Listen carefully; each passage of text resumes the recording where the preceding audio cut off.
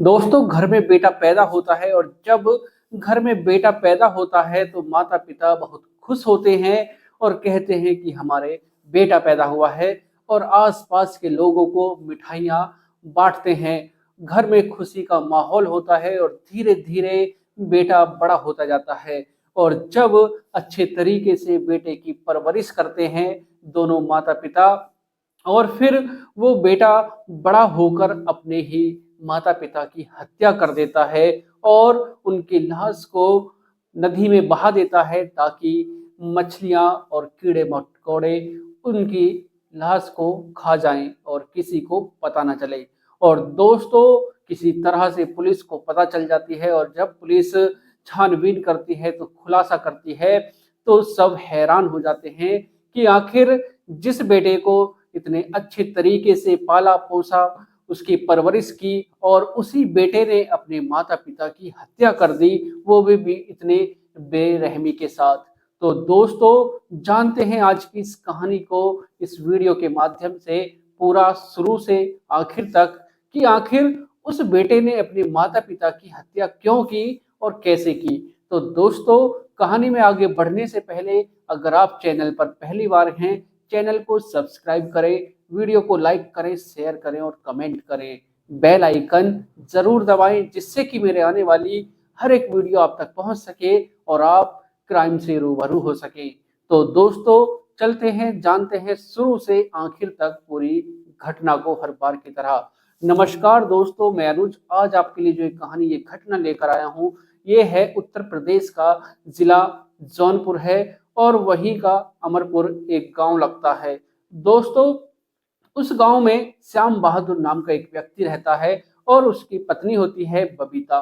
दोस्तों, उनके एक बेटा होता है जो बीटेक की पढ़ाई कर रहा था और एक बड़ी बेटी होती है जिसकी शादी हो चुकी थी और उसकी शादी इनके गांव से 200 किलोमीटर दूरी पर हुई थी। दोस्तों, सब कुछ ठीक ठाक चल रहा था और जो बेटा था वो भी ठीक ठाक पढ़ा लिखा था। और फिर एक दिन बेटी का फोन आता है जिसका नाम वंदना होता है। वो फोन करती है अपनी माँ के पास कि माँ से बातें हो जाएं, बहुत दिन हो गए हैं। और जैसे ही वो फोन मिलाती है तो फोन स्विच ऑफ जाता है और फिर वो काफी बार ट्राई करने के बाद जब फोन मिलाती है तो हर बार फोन स्विच ऑफ मिलता है। तो फिर वो अपने पिता के पास फोन करती है। दोस्तों, जब वो पिता के पास फोन करती है तो फोन तब भी स्विच ऑफ जाता है और फिर वो अपने भाई के पास फ़ोन करती है जिसका नाम आवेश होता है। आवेश की उम्र 24-25 साल के करीब होती है दोस्तों। वो अपने भाई के पास फ़ोन करती है और जैसे ही वो फ़ोन उठाता है तो बहन कहती है कि जो मम्मी-पापा हैं उनके फ़ोन स्विच ऑफ जा रहे हैं, मुझे उनसे बातें करनी ही हैं। तो बेटा कहता है, आवेश कहता है कि वो बाहर गए हुए हैं, जब आएँगे तो मैं तुम्हारी बात करा दूँगा। दोस्तों, 12 दिसंबर निकल जाता है, 13 दिसंबर निकल जाता है, 14 दिसंबर निकल जाता है, लेकिन जो बेटी होती है उसकी अपने माता-पिता से बातें नहीं हो पाती। वो बेचैन हो जाती है कि आखिर कुछ तो वजह है, ऐसे तो कभी हुआ ही नहीं जो ये अब हो रहा है। और दोस्तों, उसके बाद जब वो बार-बार अपने माता-पिता से बातें करने की कोशिश करती है लेकिन उनका फ़ोन स्विच ऑफ जाता है और वो बेचैन हो जाती है, उसके दिल में उथल-पुथल पैदा हो जाती है। जब भी वो अपने भाई के पास फ़ोन करती है तो वो भी फ़ोन उठाना बंद कर देता है। दोस्तों, फिर वो निकल जाती है अपने माता-पिता से मिलने के लिए और फिर जैसे ही वो अपने घर पर पहुँचती है, जौनपुर पहुँचती है, तो देखती है कि वहाँ पर ताला लगा हुआ है। और जब आस-पास के लोगों से पूछा पूछा जाता है तो वो पूछती है कि जो मेरे माता-पिता हैं, वो कहाँ पर हैं? क्या किसी ने उनको देखा है? तो वो आस-पास के लोग कहते हैं कि नहीं, उनको तो 3-4 दिन पहले देखा था, लेकिन अब नहीं देखा। और फिर वो पूछती है कि मेरा भाई, वो कह आस-पास के लोग कहते हैं, पड़ोसी कहते हैं कि हाँ, वो अभी कुछ दिन पहले यहाँ पर आया था, देखा था, लेकिन ताला लगाकर वो यहाँ से चला गया। दोस्तों, फिर वो वंदना पुलिस स्टेशन पहुंच जाती है और पुलिस स्टेशन में पहुंचकर थानेदार साहब से कहती है कि साहब, मेरे माता-पिता का फ़ोन स्विच ऑफ है। काफ़ी दिनों से 12 दिसंबर से मैं उनके पास फ़ोन करने की, बातें करने की कोशिश कर रही हूँ, लेकिन उनका फ़ोन स्विच ऑफ जा रहा है और जो मेरा भाई है, वो भी फ़ोन नहीं उठा रहा। फोन रिसीव नहीं कर रहा। पहले उसने फोन उठाया तो कहा कि जो मम्मी पापा हैं वो बाहर गए हैं, जब आएंगे मैं तुम्हारी बात करा दूंगा। लेकिन फिर उसके बाद मैंने उसके पास फोन किया है तो उसने फोन उठाना बंद कर दिया। कोई मुसीबत है जो हमारे परिवार पर आ गई है, और जल्द से जल्द हमारे माता पिता को मेरे भाई का पता लगा दीजिए। दोस्तों, जैसे ही थानेदार साहब यह सुनते हैं और फिर उसके बाद वो आवेश का नंबर ट्रैक पर डालते हैं और पता लगाते हैं कि वो कहाँ पर है। दोस्तों, जैसे ही पुलिस को उसका पता चलता है और उसको पकड़ा जाता है, और जब उससे पूछताछ की जाती है कि आखिर तुम फोन क्यों नहीं उठा रहे, तुम्हारे माता पिता कहाँ पर हैं, और दोस्तों जब आवेश बताता है तो सब हैरान हो जाते हैं, सब सोचने और समझने के लिए मजबूर हो जाते हैं कि आखिर कोई ऐसा कैसे कर सकता है। दोस्तों, आवेश बताता है कि जो मेरे माता पिता हैं मैंने उनकी हत्या कर दी है, और उनकी हत्या करके उनकी जो बॉडी है मैंने गोमती नदी में बहा दी है, ताकि उनकी बॉडी को मछलियां कीड़े मकोड़े खा लें। और उसके बाद जैसे ही पुलिस को यह पता चलती है, पुलिस की कुछ टीम गोमती नदी पर जाती है और पता लगाती है। दोस्तों, जैसे ही पुलिस को पता चलता है कि उसने अपने माता पिता की हत्या करके गोमती नदी में बहा दिया है, और फिर दोस्तों पुलिस उससे पूछती है कि तुम इतने पढ़े लिखे हो, समझदार हो, अपने दोस्तों में भी तुम काफी समझदार हो, लेकिन तुमने यह क्यों किया। और फिर दोस्तों जब आवेश बताता है तो सब हैरान हो जाते हैं, सब सोचने और समझने के लिए मजबूर हो जाते हैं। दोस्तों, आवेश बताता है कि सब कुछ ठीक ठाक चल रहा था और मेरे पिता के पास काफी प्रॉपर्टी थी, लेकिन जब लॉकडाउन लगता है तो उसके बाद जो मेरा काम धंधा था वो बेकार हो जाता है, बिगड़ जाता है, पटरी पे से उतर जाता है, और फिर मैं अपने पिता से कहता हूँ कि जो प्रॉपर्टी है उसमें से कुछ बेचकर मुझे पैसे दे दो, जिससे कि मैं अपना काम चालू कर सकूं। और फिर मेरे पिता कहते हैं कि हमने तुझे पढ़ा लिखा दिया है, तुझे इतना काबिल बना दिया है कि तू अपने आप कमा सके और अपने पैरों पर खड़ा हो सके। और दोस्तों, जैसे ही वो सुनता है तो उसका वो कहता है कि मेरा दिमाग ठिठक जाता है, और फिर मैं सोचने लगता हूँ कि जो इतनी प्रॉपर्टी है, जो मेरे पिता ने इतनी प्रॉपर्टी इकट्ठी की है, वो तो सब मेरी ही है, लेकिन ये मुझको दे क्यों नहीं रहे।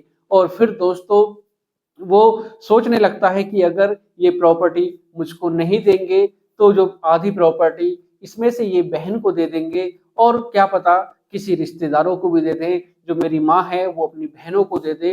तो दोस्तों वो परेशान हो जाता है और कहता है कि फिर बताता है कि मैं परेशान हो जाता हूँ, मुझे अपनी ही प्रॉपर्टी में से मुझे कुछ नहीं मिल रहा था, और फिर मैं प्लान बनाता हूँ कि अपने माता पिता को ही रास्ते से अगर हटा दूं तो सारी प्रॉपर्टी मेरी हो जाएगी। और फिर जब दोस्तों 12 दिसंबर को वो अपने घर पर आता है, और फिर उसके बाद वो आकर अपनी माँ की चाकू से हत्या कर देता है, गला काट देता है। और फिर दोस्तों उसके पिता जब बाहर से आते हैं और जैसे ही कुंदी को खटखटाया जाता है, वो दरवाजे के पीछे खड़ा हो जाता है, और जैसे ही पिता घर में प्रवेश करते हैं वो उनकी भी गला काट कर हत्या कर देता है।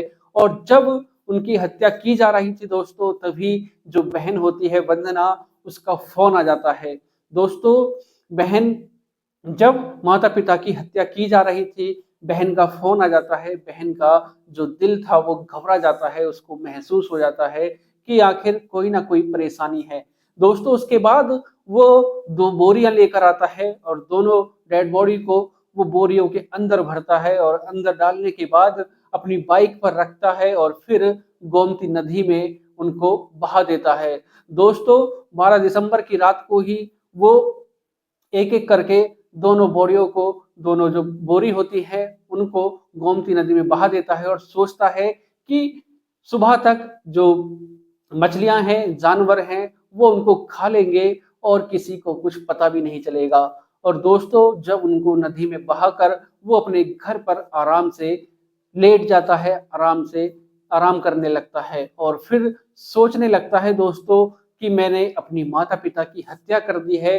इस प्रॉपर्टी की वजह से उसको बेचैनी होने लगती है, और फिर वो चैन से रह नहीं पाता, और दोस्तों उसके बाद वो सोचने लगता है कि इस प्रॉपर्टी की वजह से मैंने अपने माता पिता की हत्या कर दी है, जिन्होंने मुझे जन्म दिया, पाला पोसा, इतना बड़ा किया। और फिर वो घर से निकल जाता है और घर से निकलने के बाद दोस्तों वो नशा करने लगता है, दारू पीने लगता है। और फिर दोस्तों जैसे ही आसपास के लोगों को यह पता चलता है कि आवेश ने अपने माता पिता की हत्या कर दी है और उनकी बॉडियों को वो नदी में बहाया है। दोस्तों जैसे ही लोग बागों को यह पता चलता है तो उनको याद आता है वो समय जब आवेश पैदा हुआ था। वो सोचने लगते हैं कि जब ये पैदा हुआ था तो इसके माता पिता ने मिठाई बांटी थी और कहा था कि हमारे बेटा पैदा हुआ है, लेकिन किसी को यह नहीं पता था कि ये बड़ा होकर उन्हीं का कत्ल कर देगा, वो भी इतनी बेरहमी के साथ। तो दोस्तों पुलिस उसको गिरफ्तार कर लेती है और जेल की सलाखों के पीछे डाल देती है। तो दोस्तों आज की जो ये कहानी है इसको सुनाने का उद्देश्य किसी को परेशान करना नहीं, किसी का दिल दुखाना नहीं, बल्कि आपको जागरूक करना है, सचेत करना है, सावधान करना है। सतर्क रहें, सावधान रहें, सुरक्षित रहें। दोस्तों जिन माँ बाप ने उस बेटे को पैदा किया, पाला पोसा, इतने अच्छे से परवरिश की और उसको पढ़ाया लिखाया, बीटेक कराया, और उसी बेटे ने उस प्रॉपर्टी के लिए, जो उसकी प्रॉपर्टी थी उसी के लिए उसने अपने ही माता पिता की हत्या कर दी, वो भी इतने बेरहमी के साथ। दोस्तों आपकी क्या राय है कमेंट बॉक्स में जरूर बताइएगा। तो दोस्तों मिलते हैं एक और घटना के साथ, आज के लिए सिर्फ इतना ही। अगर आप चैनल पर पहली बार हैं, चैनल को सब्सक्राइब करें, वीडियो को लाइक करें, शेयर करें और कमेंट करें, बेल आइकन जरूर दबाएं, जिससे कि मेरे आने वाली हर एक वीडियो आप तक पहुंच सके और आप क्राइम से रूबरू हो सके। तो दोस्तों मिलते हैं एक और घटना के साथ। नमस्कार, जय श्री श्याम।